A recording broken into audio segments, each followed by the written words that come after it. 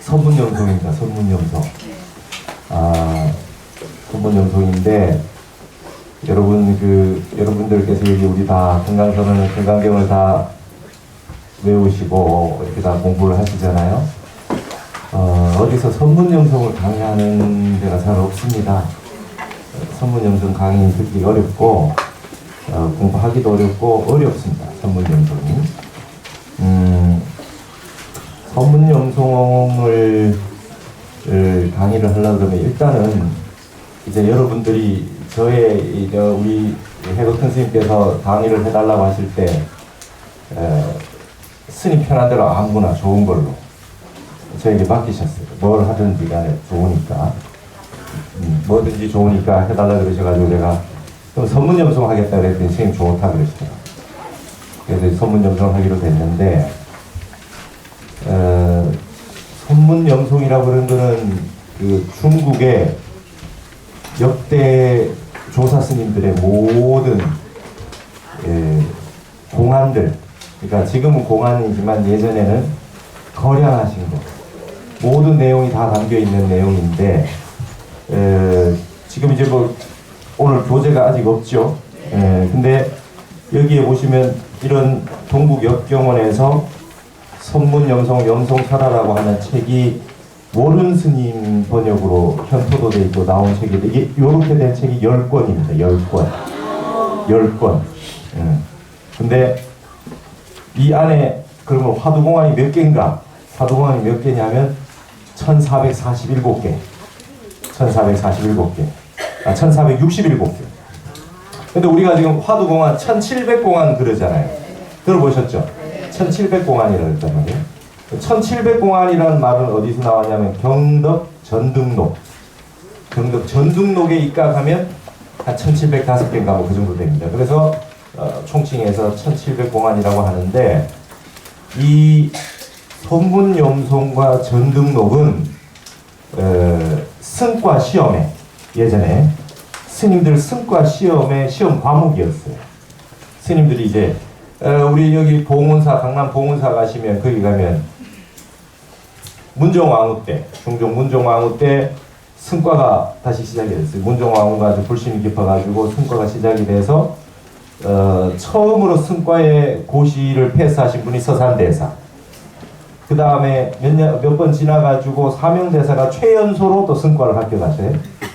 그렇게 해서 승과를 부활을 해가지고 임진왜란 당시에 서산대사가 팔도 도총섭 스님들의 전체 그러니까 관직이 있는 거예요. 국가 공무원인 거지. 고시를 패스했으니까 스님들 전체의 그 최고 어른이 서산대사였는데 임진왜란이 일어나니까 서산대사 같이 큰 도인이고 근데 국록을 먹고 계셨거든. 그분이 스님들 다 나와라. 그래서 승병들이 다 나오신 거예요. 승과를 다시 하지 않았더라면 그만큼 임진왜란 때 우리 스님들이 이렇게 단합돼서 할 수 있었겠네요. 국가를 구할 수 있었겠냐 이 말입니다. 그때 사명대사도 나오시고 다 나오셨던 거다. 그런데 이제 승과 시험에 그 시험 보는 과목이 선문영성입니다. 선문영성. 근데 이게 이 1400공안이 넘는데 이 가운데 우리가 전부 다 볼 수는 없고 그 중에 저는 한 열 몇 개를 가지고 제가 뽑아서 지금 교재를 만들고 있어요. 그래서 지난 학기에 동국대 불교학술원의 불교학문 아카데미 심화과장이라는 데에 한 학기 수업을 하는데 선문영성을 하는데 그걸 가지고 제가 뽑아서 했어요. 했는데 한 10명 정도 들었는데 제가 강의하면서도 10명 듣기에 너무 아깝다 이런 생각이 드는 거예요.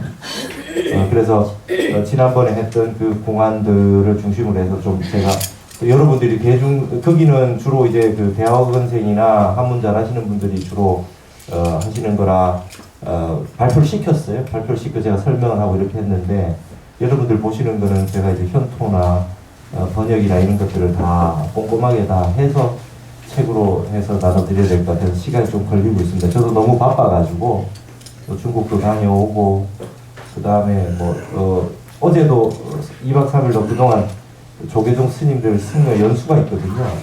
그 논문 쓴다고 못 가고 이래가지고 마곡사에 그 연수 받고 왔습니다.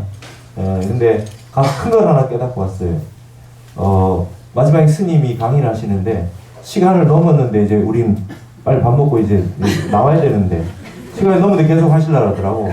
아주 예전부터 알았습니다. 강의는 시간 안에 끝내는 강의는 가장 좋은 강의. 더 좋은 강의는 시간 전에 끝내는 강의라는 걸 절실하게 느끼고 왔어요. 그리고 아마 뭐 이렇게 교재가 되는 대로 하고 일단 선에 대해서 좀 얘기를 좀 해야 되겠습니다. 오늘은 이 선문염송이라는 책과 그 다음에 그 선, 그다음에 이게 여기에 다루는 게 전부 간화선입니다. 화두드는 참선, 간화선에 대해서 얘기를 좀 해야 되는데 여러분들께서 이제 제가 여기서 발언하는 바는 여러분들 어쨌든 마지막으로는 선에 좀 귀결이 되셨으면 좋겠다. 참선을 좀 하셨으면 좋겠다 하는 겁니다. 저도 참선을 출가하기 전에 2년 기도 다닐 때 처음부터 이제 코스웍을 저도 모르게 그렇게 하게 됐어요. 뭐 처음 하면 천수경 외우고 반야신경 외우고 그다음 절하고 그렇게 하잖아요. 그다음에 좋은절 성지순례하고 그다음에 백일기도라는 걸 하고 그래서 처음에 연불하고요.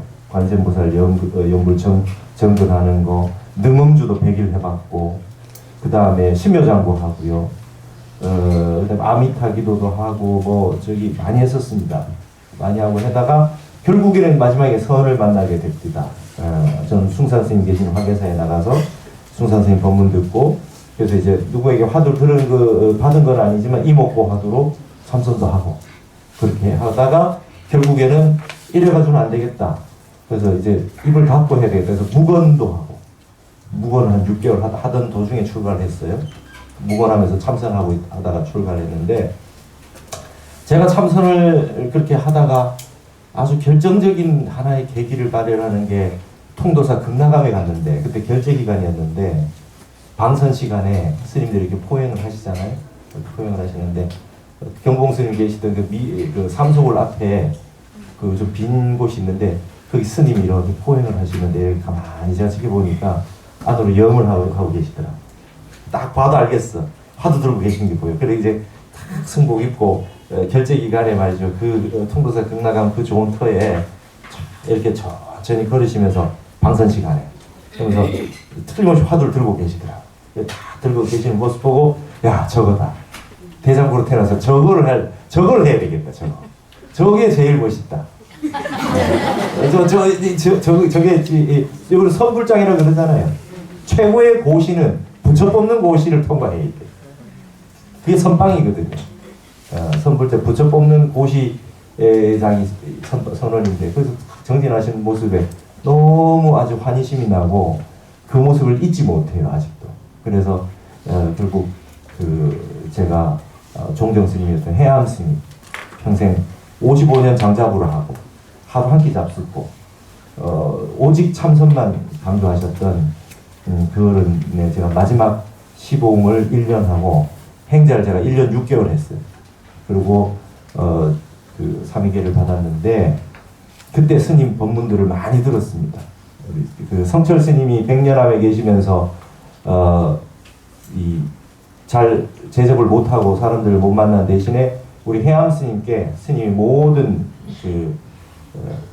납자가 오면은 제접을 해라고 해서 성철 스님이 방장으로 있을 때 부방장으로 있으면서 모든 공부에 대해서 문의사항이 있으면 전부 해암 스님한테 우리 해암 스님께 여쭤보러 왔거든요. 그래서 그 스님 테이프가 한 30개 됐었어요. 그걸 가지고 저는 이제 스님 시봉을 하면서 늘 그걸 들었어요. 그걸 듣고 행자 때 조주록을 읽었어요. 조주록. 스님 옆에 편찮으신 데 계시면서 조주록을 읽고 있어요. 스님 깨나신 데가 물어봐야지. 그러고 있던 차제에 우리 그 노스님이 입적을 하시는데 2001년입니다. 2001년도에 제가 출가한 게 4월 달에 출가를 했는데 12월 31일 날 입적을 하셨는데요. 이 어른이 그때 당시 종정 스님이셨는데 딱 몸이 안 좋으시니까 딱 곡기를 끊고 나는 가겠다고 딱 임종계를 뭐 이렇게 준비를 하시고 가겠다 그러셔가지고 곡기를 끊으셨는데 제자분들이 그래도 종정 스님인데 그래도 치료를 하자고 이렇게 저기해서 결국 치료를 하시게 됐어요. 원래 몸을 바꾸시려고 했는데 그러면서 내가 원래 수명이 82이다. 82, 그때 82세였어요. 2001년이. 근데 그 82세까지 살고 가야 되지 뭐 이렇게 땡겨서 쓰면 다음 생을 땡겨서 쓰는 게 된다 그러시고 절대로 더 안 하신다 그러셨는데 워낙 간절하게 저기 요청을 하니까 이제 병원에 그 가시고 뭐 그렇게 하시게 되면서 이제 좀 누워 계시게 됐죠. 근데 12월 31일 날 오전 8시 반에 아침에 해인사 종치는 것 딱 제가 마지막 죽공약을 올렸습니다. 그 공약을 드시고 탁 가셨습니다. 하루도 더 안 사시고 82세. 아 멋진, 저도 그것도 멋진 열반상이라고 생각합니다. 근데 우리 노수님이 이제 제가 이제 늘 공양도 드리고 이렇게 많이 옆에서 시봉을 했는데요. 한 10월 달쯤 되면 10월에서 11월 달쯤 달력이 나오잖아요. 달력이 나오는데 이제 스님 달력 나왔습니다 하면서 이렇게 보여드리는데 1월 달 달력에 우리 큰 스님께서 만법길 시신마라고 하는 이 글을 부채에다 써서 어떤 분한테 제가 유발상자에게 줬던 그 부채가 1월 달 달력에 있었어요. 그러니까 달력이 뭐 이렇게 뭐 절 사진 이런 건 뒤에 있고 제일 중요한 게 이제 화두다 이거죠. 우리 행사 원당 가면 그래서 부채에 딱 1월 달 달력이 있었는데 그걸 딱 보니까 화두인 거라. 근데 스님이 제가 봤을 때 일어나셔서 우리 큰 스님은 딱 이제 계를 받으면 법명을 주고 화두를 주셨어요. 누구나 딱 출가해서 스님한테 계를 받으면 딱 화두 주세요. 업장 닦고 와서 참선한다 그런 게 어딨냐? 바로 참선해라. 그 제가 불자 선방을 만들어놨습니다. 우리 저번에 해인사 원당함에 성지순례 가서 선방에 1시간 앉았죠? 예. 그거 다 일반인들이 앉는, 여러분들처럼 그 제가보살님들, 거사님들이 결제를 나실 수 있게 거기 지어 놓으신 거예요. 예. 누구나 다 참선해라. 언제 업장 닦아서 언제 참선하나? 참선을 하면서 바로 업장을 녹여야지. 이건 용광로다 이게 선은. 용광로기 때문에 이 속에 그냥 다 모든 걸 녹여버린다는 거예요. 예. 그런 강력한 힘이 있기 때문에 바로 참선으로 들어가라 이렇게 가르치셨거든요. 근데 제가 보니까 스님께서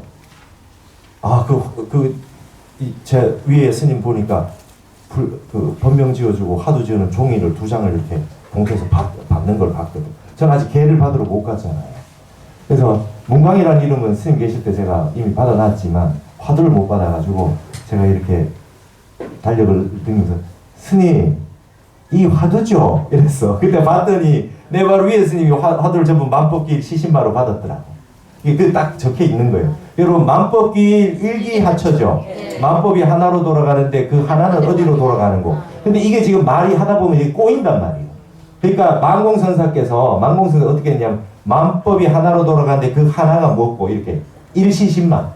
하나라는 게 뭐고 하나라는 걸 알아야 된다. 하나는 또 어디로 돌아가냐 이렇게 하면 만법이 하나로 돌아가는 것도 모르겠는데 그게 또 어디로 돌아가는 이렇게 되면 복잡해지니까 만공스님께서 일반인에게 화두를 주실 때 만법은 하나로 돌아가는데 그 하나가 뭐고 이목고가 되는 거죠, 그죠? 일시신만 하나가 뭐고 이렇게 만법길 시신마로 화두를 주셨는데 우리 노장님이 그렇게 주시더라고. 근데 우리 위에 스님들이 그걸 딱 받으신 걸 보고 저도 스님 이거 저 화두 주세요 이랬어. 이거 저 화두 주세요. 오 그러셨어요. 그걸로 제가 이제 그러고 나서 한두 달 계시다가 입주하셨거든. 그래서 제가 종경스님하고 화두 결택이 돼 있지. 그래가지고 이제 그 만법길 화두를 가지고 참선을 하는 거예요.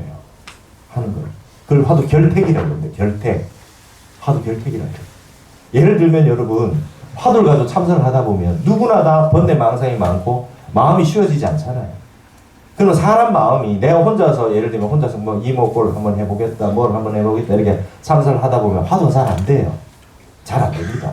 근데 또 옆에 분이 뭐 조주 묻자 한대. 그걸 한번 해볼까. 그걸 합니다. 또 잘 안 되지. 이게 자꾸 화두를 이거 했다가 저거 했다 이렇게 막 바꾸고 그러면 안 되거든요. 근데 중생심이 자꾸 그거 하면 좋을 것 같거든. 예.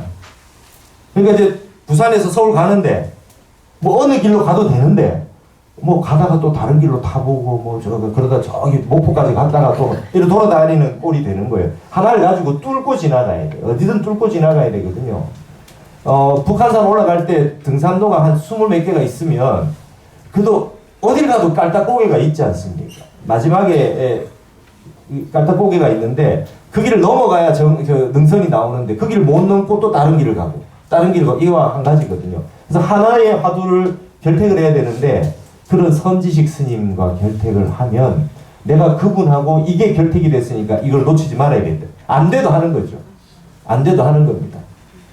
그러기 위해서 화두를 결택을 하고 그렇게 하는 겁니다. 근데 이게 처음에 이제 화두를 주십시오 이렇게 해가지고 와가지고는 화두 공부가 처음 잘 안 되는 경우가 많습니다. 왜냐하면 이건 화두라고 하는 건 의심이기 때문에 간절해야 되거든요. 간절해야 돼. 모든 존재가 내 모든 이 하나의 이 전체 존재가 그 하나에 몰입이 돼야 돼요. 근데 존재 자체가 그냥 의문이어야 됩니다. 이건 내가 정말 모르고는 못 살겠다. 답답하고 발분을 하고 발심이 돼야 되는데 화두를 또 그냥 화두를 받았다. 그래도 별로 의심도 안 나고 내하고 별로 관계도 없는 것 같고 이래가지고 그게 화두가 잘 들리지 않지 않습니까? 그래서 화두는 의심이 생명이거든요.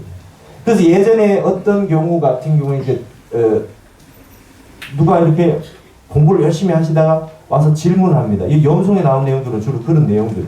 누가 질문을 하는데 선사께서 뭐 한마디 딱 했는데 도무지 이게 은산철벽이 되는 게 꽉 막힌 거예요. 어째서 저렇게 답을 하셨지? 진리에 대해서 물었는데 왜 저렇게 답을 하셨지? 자기는 수년 동안 공부를 해가지고 가서 질문을 던졌는데 돌아오는 답이 전혀 무슨 말인지 모르겠으니까 그게 어떻게 이 말이 낙처가 뭔지 왜 이런 말씀을 하셨는지 모르기 때문에 공부로 들어가기 시작하거든요. 의심을 해 들어가는 겁니다. 그러니까 가나선이라고 하는 게 대종고 스님 1200년 때에 가나선이라고 하는 화두 참선법이 나오긴 했으나 사실 알고 보면 우리의 모든 공부는 일념삼매, 무심삼매에 들어가는 건데 부처님도 알고 보면 생로병사라고 하는 인간 존재 자체의 의문점, 해결하지 못하는 문제의 의문을 가지고 문제점을 가지고 시작하신 거잖아요. 사람은 왜 고통을 가져야 되고 왕자로 태어나서 이렇게 행복하지만 결국 죽게 되더라.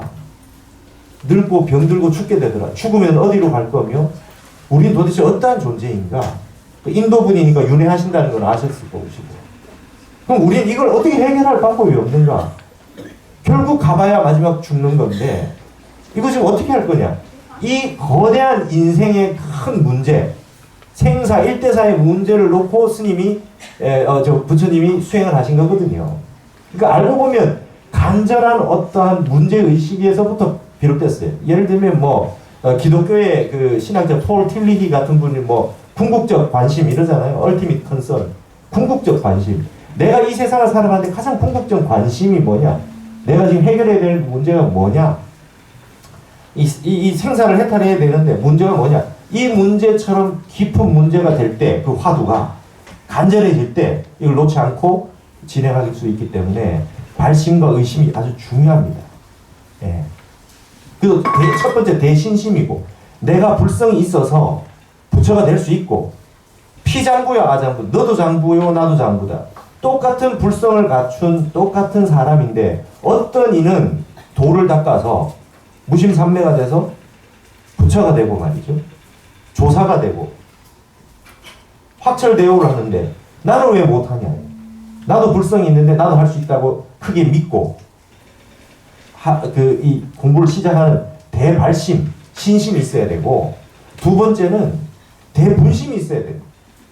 이게 끝나지 않기 전에는 난 이 공부를 놓지 않겠다고 하는 큰 분심이 있어요. 그 다음에 대의심입니다. 끊임없이 의심을 해 들어가는 거죠. 의심삼매거든요. 화두라고 하는 거. 왜 그렇게 말씀하셨는고? 어째서 그렇게 말씀하셨는고? 근데 이걸 지금 화두 받겠습니다. 그래서 그냥 툭 주면 별로 내하고 관계가 없으면 잘 안 하게 되거든요. 그래서 여러분 이제 지금 여기에 제가 앞으로 우리가 공부할 내용에는 한 15개, 6개 정도의 공안들을 가지고 하겠습니다. 근데 이 공안은 향상구, 타노 스님들 향상일로라 그러셨잖아요. 그죠? 위로 향하는 한 길이 있다. 최고의 경지로 도달하는 길이 있다. 그래서 늘 향상일로처 그러셨거든요. 화엄경에서 가장 이 세상에 있는 모든 경전 중에 최고의 경전은 화엄경이다. 근데 화엄 가운데 가장 화엄을 요약하면 가장 핵심 사상은 사법계다. 이법계, 사법계, 이사무의 법계, 사사무의 법계. 근데 그 중에 가장 어려운 게 사사무의 법계다. 사사무의 법계다. 근데 그 사사무의 법계도 언어 문자를 떠나지 못했기 때문에 임제3구에 비유할 것 같으면 제3구 법문에 불과할 것이다. 그래서 언어와 문자가 끊어진 제1구 법문을 증득해야 된다.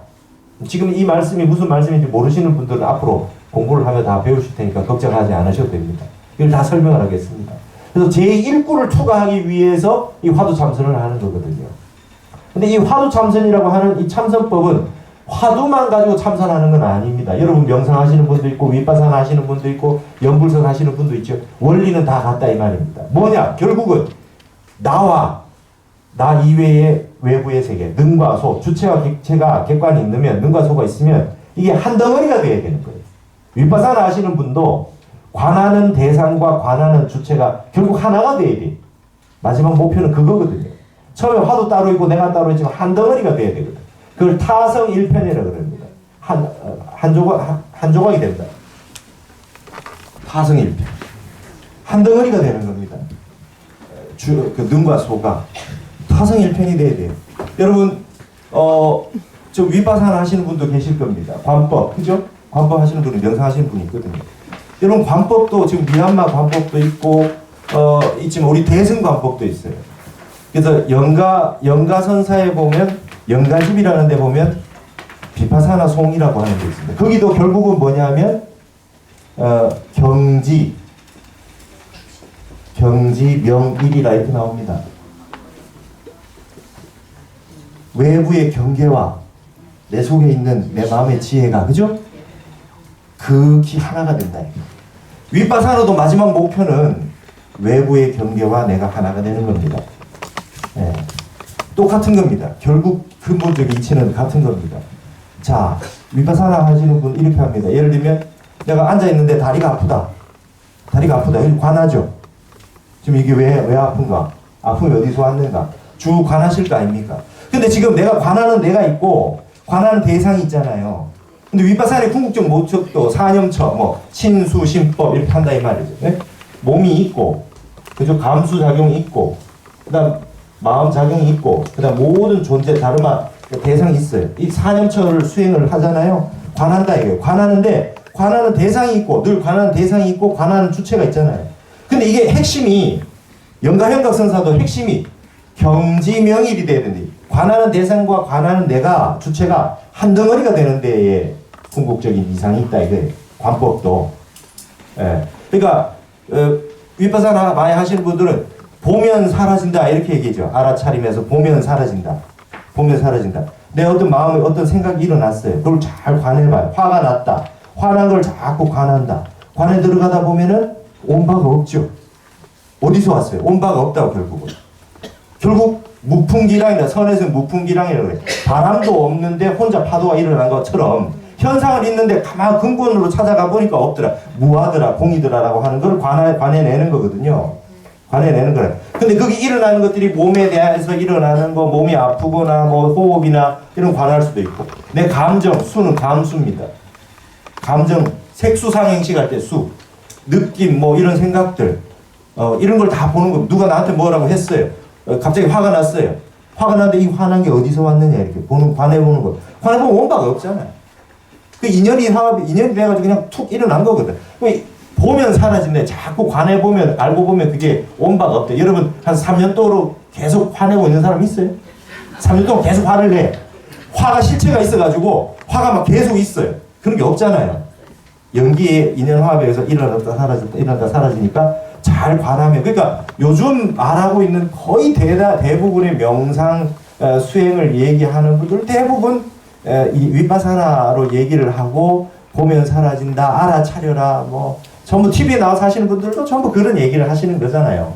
근데 이제 이 관법이라고 하는 게 이게 대승 관법도 있거든. 이게 화두 들고 참선하시고 공부하시다 보면은 공부가 안 되고 막 스승이 없고 막 너무 은산철벽처럼 답답하고 그러니까 미얀마 가시고 뭐 티베트도 가보시고 막 이렇게 수행을 하신단 말이에요. 결국 그렇게 하는데 이 화두 참선이 쉽지 않죠. 화두 참선 쉽지 않죠. 이 위파사나라고 하는 건 그래도 좀 뭔가 진전되는 게 있어요. 관에 보면 진전되는 게 있어요.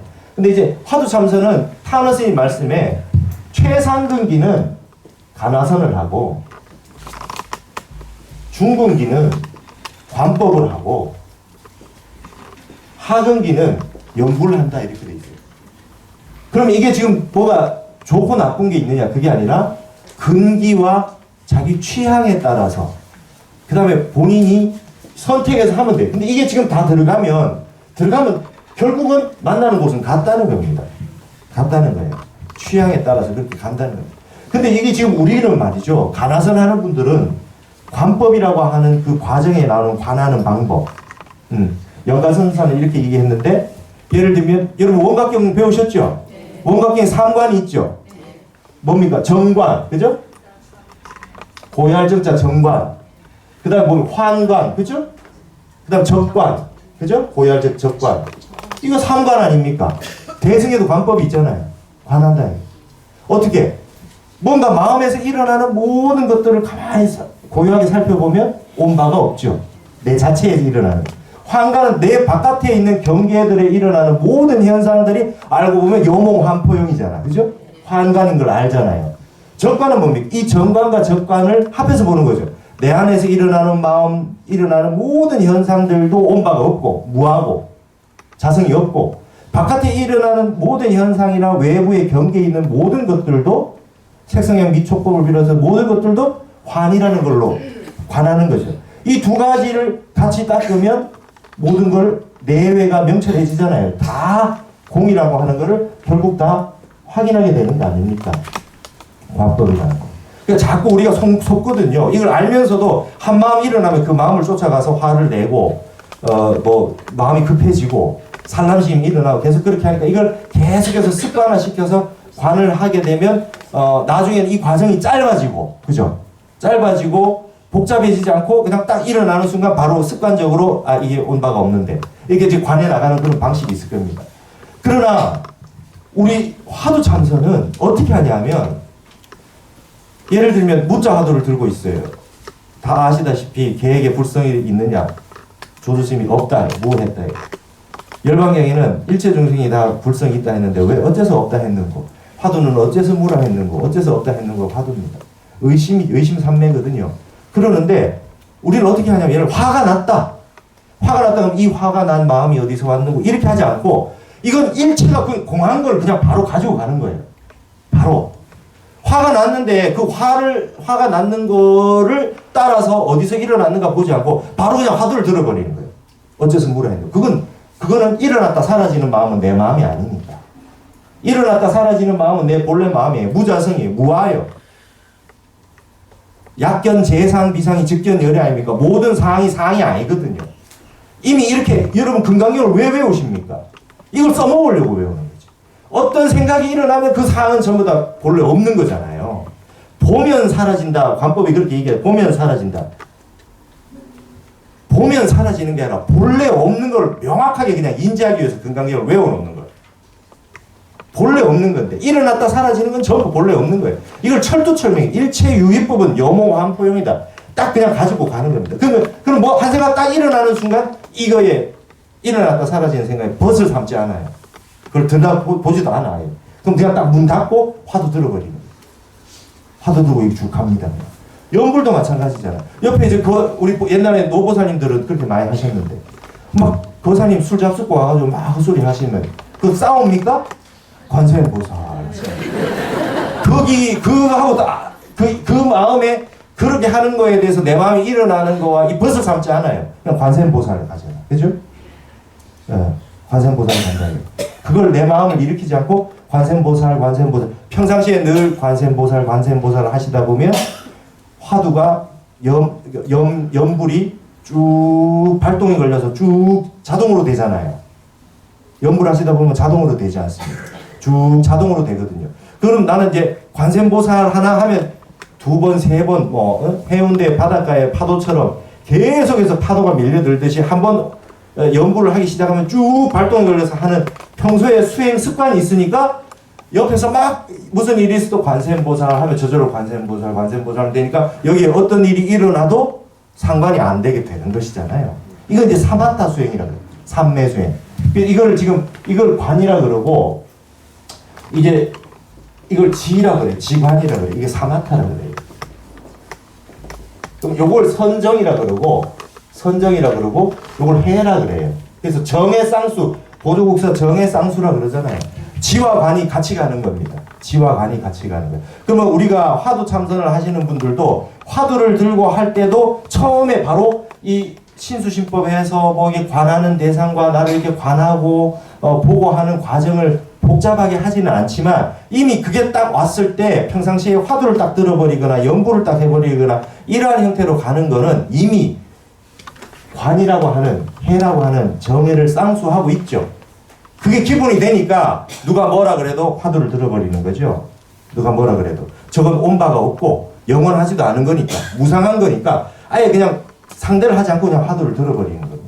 그러려면은 아까 말씀하셨듯이 연불 하듯이 평상시에 화두를 많이 들어서 습관이 많이 돼 있지 않으면 화두는 끊어지잖아요. 그래서 이 화두를 늘 일체시에 화두를 들고 이렇게 쭉 간다. 근데 중요한 건 화두 참선이 좋은 것은 뭐냐 하면 이게 깊게 들어간다 이거예요. 깊게 들어간다. 연불은 관세음보살 쭉 하시다가도 이제 많이 하신 분은 잘 되면 관세음보살 하시다가도 관세음보살은 돼요. 입으로 저대로 오토매틱으로 됩니다. 근데 오토매틱으로 되고 있는데 머리는 반찬은 뭐를 하고 이게 되거든요. 이게 사람이 아주 희한합니다. 그렇잖아. 해보시면 그랬죠. 연불을 하고 있는데 아이고 밥은 뭐 언제 차려줘야 돼 이게 되거든요. 그러니까 1년 3매가 안 되잖아. 안 될 때가 있거든. 깊게 들어갈 때도 있지만 또 연구는 오토매틱 경운기는 돌아가고 있는데 딴 걸 하고 있는 거예요. 화두는 그렇게 되면 끊어지잖아요. 화두라고 하는 거는 생각이기 때문에 한 생각이 안 되면 화두는 끊어져 버리잖아. 맞잖아요. 화두도 어째서 물어 했는고 밥은 뭘로 할고 이게 안 되잖아요. 그러니까 더 깊이 내가 지금 수행을 제대로 하고 있는지 안 하고 있는지를 너무 명확하게 봐지는 거예요. 참선한다고 앉았는데 화두 한 15분 드는데 15분이 안 가잖아요. 중간 다 끊어지잖아요. 아, 너 또 화두 놓쳤다. 또 화두 안 들고 있구나. 이게 바로 보이는 겁니다. 내가 이만큼 마음이 화엄에서 말하는 십주할 때 머무를 주자, 쉴 휴자, 이 마음이 안 쉬어주는 거라는 걸 너무 잘 볼 수 있는 게 화두 참선이에요. 그러니까 화두 참선하다 보면 비애감이 들 때가 많아요. 와, 내가 이렇게 집중을 못하는구나. 이렇게 내가 망상이 심하구나. 이걸 많이 느껴집니다. 위파사나 하면 맨날 일어났던 생각들을 보면 그렇게 한번 가라. 본데가 없구나. 이러면 굉장히 공부를 잘하고 있는 것 같지만 자꾸 일어나는 번뇌들과 부딪히게 되잖아요. 근데 이거는 말하자면 우리가 서울에서 부산까지 갈 때 고속도로에 차를 딱 타고 가면 밖에 이렇게 봅니다. 그죠? 밖에 봐요. 천안에 호두과자가 있네. 호두과자 본래 온 데가 없어. 이렇게 하는 식인데 가나서는 커튼 딱 치고 밖에 안 보는 거예요. 아예 뭔가 와도 그냥 본래 없는 거지. 바깥에 있는 외경이 본래 없는 거예요. 이거 환관하는 거 환이라. 바로 보고 들어가. 이게 그냥 아예 무시하는 거지. 무시하는 거예요. 그럼 바로 1념3매 들어가 있어. 그러고 있는데도 이 정관이 잘 됩니까? 내 마음만 살피는데 외부 경관을 보지도 않고 외부 경계는 신경 쓰지도 않고 내 마음만 보는데도 불구하고 자꾸만 마음속에 뭔가 일어나거든요. 좌선한다고 가만히 앉아서 아무것도 안 하는데 자꾸 생각이 일어나잖아요. 그럼 이제 이게 좀 마음이 가라앉으면 이제 최근의 일들이 별로 생각이 안 나면 이제 옛날 생각까지 납니다. 평상시에는 계속해서 머리를 생각을 하다 보니까 좀 요 며칠 상간에 몇 시간 전에 일들이 자꾸 떠올라서 아까 그 얘기를 안 할 걸 그래서 좀 여러분 바른 생활을 해야 되는 겁니다. 참선이 안 돼요. 싸우고 나면 참선이 안 되잖아요. 그렇죠? 누구한테 욕하고 나면 참선 됩니까? 그래서 개가 중요한 겁니다. 팔정도를 닦는 이유가 거기에 있어요. 참선 잘하려고, 수행 잘하려고 자꾸 그게 떠올라요. 별일이 없게 만들어놔야 돼. 그래서 참선하고 있으면 아이고 그때 아까 그 얘기를 안 할 걸 화두는 온데 간데 없고 이러고 있거든. 그렇죠? 예. 그러니까 그런 걸 없애는 거예요. 그게 다 생활을 맑게 하고 그렇게 하는 겁니다. 음식을 왜 깨끗하게 먹습니까? 자꾸 기운이 올라와서 마음이 가라앉아야 되는데 몸이 자꾸 너무 운동성으로 가거든요. 고기 같은 거 너무 많이 먹으면 자꾸 열이 올라요. 이 가라앉혀야 돼. 그러기 위해서 음식을 조절하는 겁니다. 적게 잡숫고. 네. 적게 잡숫고. 그래서 그렇게 하기, 선정에 들기 위해서 하는 거예요. 원래 궁극적인 목적이. 그래서 이렇게 하시다 보면 간화선이라고 하는 건 처음에는 굉장히 어려워요. 그러니까 상근기가 딱 하거나 아니면 의심이 돈발해서 그냥 촉발해가지고 대의심이 생겨서 나 저건 무조건 알아야 되겠다. 이 마음이 딱 들면 화두가 잘 되는데 화두는 별로 의심이 안 나는데 하락하니까 하는데 앉아있으니까 딴 생각이 나고 조금 있으니까 졸리니까 안 되거든요. 그래가지고 막 철야정진도 가보고 몇 번 해보는데 스님 화두는 참선이 안 됩니다. 스님 보살님 얼마나 해보셨는데 내가 철야를 하고 왔어요.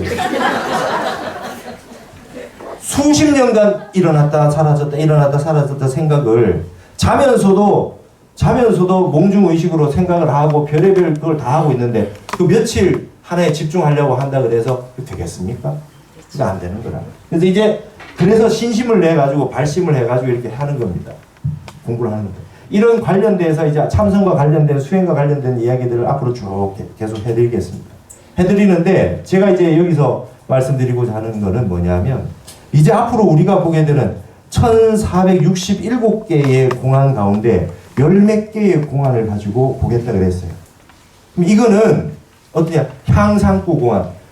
그 공안 가운데서 가장 난해한 공안들로 보려고 그래요. 가장 난해한 공안들. 왜냐? 좀 알겠는 거는 여러분이 화두를 안 들게 되지 않겠어요? 진짜 어려운 걸 한 부딪혀가지고 도무지 저걸 뭔 소리인지 아무리 팔만대장경을 바로 외우고 거꾸로 외우고 다 외워도 도저히 답이 안 나와요. 화두라고 하는 거는 말씀 이전 소식이죠. 말씀 한자 머리 두자 아닙니까? 말씀 한자 머리 두자는 언어 이전 소식이에요. 언어 이전 소식. 언어가 끊어진 소식. 부처님이 깨달으신 내용을 언어 이전 소식을 깨달은 내용을 언어로 해놓으신 게 경전인데 이 경전 8만 대장경도 도무지 다 외워도 알 수 없는 소식. 이게 화두거든요. 그래서 적당하게 아는 걸로 하면 이제 아르마리를 내요. 아는 거 알 것 같다는 거예요. 알 것 같다는 거예요. 아주 그냥 센 걸로 가장 강력하고 가장 어려운 1700공안 가운데 가장 강력한 거 그걸로 해가지고 여러분의 의심이 돈발이 되면 이건 내가 진짜 한번 알아보고 싶다 이거지. 여러분 여기 지금 보통 공부하신 분들이 아니잖아요. 웬만하면 알았다 하거든. 그렇잖아요? 웬만하면 내가 알겠다 그거든요. 그러니까 이거를 들이댔을 때 도무지 모르겠다. 도무지 알 수 없다. 라고 하는 게 있어야 의심이 나지 않겠어요. 그 공안을 타파하면 조사가 된다는데. 맞아요. 진짜로. 그리고 이제 나는 경전을 다 외웠는데 싸그리 다 외웠는데 어떻게 왜 이걸 모르겠나 이거예요. 다른 경계가 있다 이거지. 다른 경계가 있다. 그러려면 어떻게 해야 되느냐? 선정에 들어야 돼. 깊은 선정에. 여러분이 지금 독경을 하시고 경전을 외우시고 기도도 하시고 많이 해보셨는데 어느 순간 갑자기 시간이 쑥 지나가신 적이 있어요. 일종의 삼매입니다. 그죠? 시간이 쑥 지나갈 때가 있어요. 매일 하시다 보면 1년에 한두 번 정도 5분 만에 끝난 것 같을 때가 있잖아요. 참선을 해도. 예. 금강경 한 편이 한 5분 지나가듯이 쑥 지나갈 때가 있어요. 1년에 한두 번. 근데 그것보다 훨씬 깊은 선정에 들어서 타파가 돼야 이게 답이 턱 나온다 이 말이에요. 아주 묘하게 만들어 놨었어요. 그러면 질문을 합니다. 자, 남방에 가서 미얀마 가서 위파사나 하시는 분들 주로 하시는 말씀이 뭐냐면 부처님 화두 참선했냐 이거예요. 부처님 화두 참선했습니까? 물어보죠. 부처님이 조주무자 화두 뭐 이런 거 했나요? 안 했단 말이에요. 부처님이 하셨던 수행이 이거다. 이렇게 얘기를 하면서 가나서는 틀린 거다. 이렇게 얘기합니다. 그게 대해서는 제 말이 아니라 여러분 여기다 타너스님 이 문중이니까 말씀드리자면 타너스님이 이렇게 말씀하십니다. 응병여약이라 병에 따라서 약을 쓴다. 부처님 당시에는 마음이 더 순수했어요. 그 점점 시대가 지나가면서 말법 시대로 쭉 흘러오면서 사지사견, 악지악견, 견해들이 분별심이 더 심해지고 머리는 더 똑똑한데 신심은 적고 근본 순수한 그 선정의 마음, 깨끗한 마음, 청정한 마음은 점점 놓치고 지내기 시작을 했다. 사람의 마음이 분별심이 더 강해졌다. 그래서 그거를 거기에 대응하기 위해서 자꾸 수행법이 만들어져서 가나선까지 오게 됐다. 이렇게 얘기하셔요. 탄원 선생님 말씀입니다. 네. 예전에 여러분, 예전에는 어떻습니까? 달마대사 안심법문, 달마대사한테 질문하잖아요. 스님, 제가 마음이 불안합니다. 마음이 너무 불안합니다. 어떻게 하면 될까요? 그때 뭐라고 그랬어요? 마음을 가져오느라, 불안한 마음을 가져오느라. 그럼 내가 해결해 주겠다. 그 말씀 듣고 은하에 대오했잖아. 네. 그죠? 네. 여러분 그거 다 왜 대오 안 합니까? 왜 안 돼? 이게 그때는 순수했잖아. 그다음 그분이 불안한 마음이라고 하는 거에 대해서 끊임없이 문제를 삼고 집중을 해서 삼매라고 수행을 하면서 문제를 해결하려고 아주 강렬하게 분심을 가지고 공부를 하고 계셨거든요. 그게 오로지 순수하게 있었거든요. 그 상태에 있다가 한 말씀 딱 떨어지니까 그냥 탁 터지는 거잖아요. 근데 우리는 온갖 복잡한 생각을 하고 있으니까 궁금하긴 궁금하지만 그 수만 가지 궁금한 것 중에 뭐 조금 하나 정도니까 그거 해가지고 도가 터지고 막 이래 안 되거든. 그래서 점점 가다 보니까 수행법이 하다 안 돼가지고 대종보선사가 가나선을 만들어낸 겁니다. 그렇게 된 겁니다. 메르스가 나오면 새로운 병이 나오면 백신이 새로 개발돼야 된다. 그렇게 해서 나온 게 가나선이 이렇게 봅니다. 그럼 이것이 얼마나 대단한 거냐? 티베트 불교 달라이라마 쪽에 티베트 불교는 선종이 없죠? 선이 못 들어갔어요? 선종이 안 들어갔어요? 예. 근데 뭐 우리나라 해국 스님하고 이렇게 쭉 가서 대담을 하다가 한국에는 어떤 수행을 하냐 이게 화두 참선 얘기를 했더니 달라이라마가 깜짝 놀랐다는 거예요. 아, 그거 정말 견성하기 너무 좋은 방법이라네. 진짜 사람이 의심이 생겨버려가지고 그거 하나만 매달리면 삼매에 들기 너무 좋거든요. 근데 그 말씀이 조사 스님의 진여에서 나온 말씀이잖아. 깨달은 말이거든요. 그냥 말. 여러분, 순산 스님 그러셨어요. 왜 꼭 화두를 들어야 됩니까? 뭐 서양 사람들 질문이 많아요. 왜 꼭 화두를 들어야 돼? 코카콜라 해도 된다. 코카콜라 1년 3매만 되면. 근데 여러분, 코카콜라를 죽기 살기로 코카콜라 할 수는 없잖아. 맞잖아요. 뭔가 거기에 내 전 존재를 투여할 수 있을 만큼의 어떤 그 가치가 있어야 사람이 그걸 들지 않겠어요. 뭐 서가모니, 관세음보살 왜 합니까? 관세음보살 연구를 자꾸 하시다 보면 관세음보살님의 어떤 기운으로 인해 가지고 가피를 받고 어려움이 해결된다는 우리 믿음이 있잖아요. 믿음이 있으니까 관세음보살 계속 하실 수 있지 않습니까? 그렇듯이 이 화두는 뭐냐 하면 진리가 무엇입니까? 라고 하는 질문에 대해서 그분이 답을 하셨기 때문에 그 답한 내용이 어렵지만 이걸 알아버리면 도가 터지는 거거든.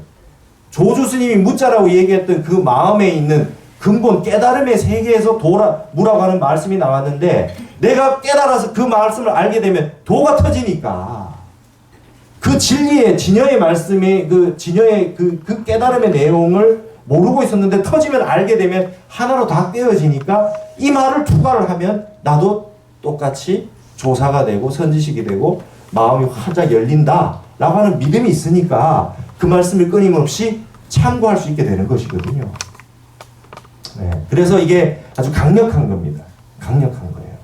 그래서 막다른 골목길에 가서 정말 이제 공부의 끝장을 한번 보려고 하는 경우에 이 화두 참선을 꼭 한번 해야 된다. 근데 그냥 별로 마음은 남들 한다니까 나도 한번 저도 화두를 뭐 하나 주세요. 뭐 이렇게 해가지고 화두 주면 그건 또 뭐야? 아유, 그걸 맨날 어떻게 해? 이렇게 될 수밖에 없는 거예요. 그래서 경허선사도 그렇고 화두를 잘 안 주셨어요. 진지하게 돈발해서 하신 분들에게 주셨거든요.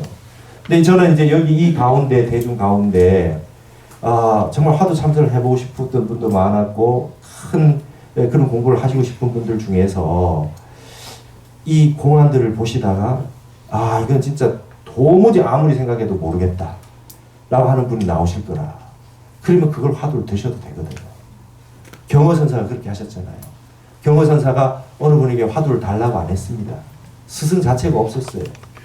그래가지고 아시잖아요. 여러분 저기 어느 길을 청계사 가시는데 출가하신 쪽에 이렇게 가시다가 장티푸스 생긴 난 곳에 이렇게 동학사에 큰 대강백이셨는데 경전에 달통하신 대강백이셨는데 그 가시다가 장티푸스가 나서 사람이 다 죽습니다. 스님 여기 들어가시면 안 됩니다. 근데 갑자기 겁이 확 났다는 거예요. 그 순간 딱 경호선사가 딱 보셨다는 자기 자신을 이 진실해야 되거든요. 아는 걸 안다 그러고 모르면 모른다 그래야 되거든. 아 내가 공부를 그렇게 많이 부처님 하신 공부 많이 했는데 갑자기 죽음이 두려워진 거예요. 내가 가서 저기 그 역병이 오면 어떡할까 겁이 난 거예요. 그래서 딱 내 공부가 이거 안 됐구나. 생사해탈이 안 된다 이거. 그래서 나오셔가 다시 그 길로 다로 돌아오셔가지고 동학사 강원 그때 비구니 스님 절이 아니었어요. 비구 스님 강원을 문을 닫고 난 아직 공부가 덜 됐으니까 여러분 다 딴 데 가서 공부하시고 나는 공부하러 간다고. 그렇게 하고 이분이 참선을 하시기 시작하는데 스승이 없었어요. 그래서 우리 선문영성이나 전등록 같은 데를 공안을 다 보시는 거예요. 근데 워낙 공부가 많이 되셔 놓으니까 웬만한 거는 다 아시겠더라 이거예요. 의심이 안 돼. 궁금하지가 않아요. 뭐 그냥 술술 풀리시더라는 거예요. 근데 여삼이거의 마사도래라. 진리에 대해서 물었는데 말이죠. 나귀의 일이 가지 않았는데 말의 일이 왔도다. 이거 뭔 말이냐. 여삼이거의 마사도래. 이거 도무지 모르겠더라 이거예요. 여기에 그냥 의심이 생겨가지고 수행을 하신 거예요. 그거 하나로. 그러니까 본인이 진짜 딱 막혀가지고 도무지 모르겠는 그 말씀을 가지고 수행을 하시기 시작한 거예요. 그래서 견성하셨다 이거예요. 그래서 제일 중요한 거는 대의심이 중요하고 그 다음에 그걸 뒷받침해서 끊임없이 밀어줄 수 있는 발심과 신심이 있어야 되고 그 다음에 아주 그 궁금증이 보통 궁금한 정도가 돼서는 안 된다. 의심이 크면 클수록 깨달음이 크다 이렇게 얘기를 합니다. 의심이 크면 클수록 깊은 선정에 들기 때문에 그렇게 된다 이거죠.